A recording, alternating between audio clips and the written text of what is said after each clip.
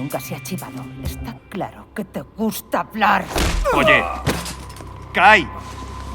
Ni una puta palabra Kai. sobre mi placa. Kai, basta. Sobre Ghost, ni sobre nada. ¡Miro! ¡Santo! ¡Kai! ¿Qué cojones?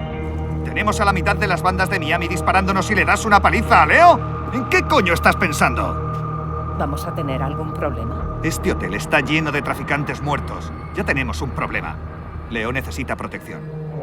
Entonces podemos seguir. No se irá por su propio pie. ¡Pues llévalo tú, joder!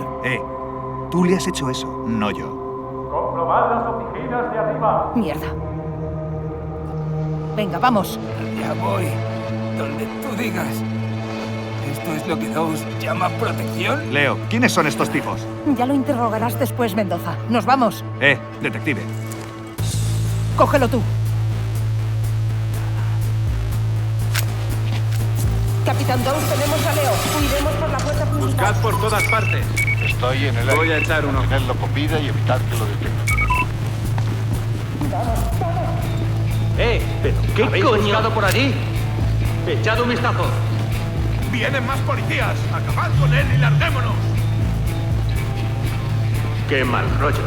¡Separaos! Esto es un puto desastre. Leo tendría que estar muerto hace 10 por todas minutos. partes. Y los del todoterreno. Estarán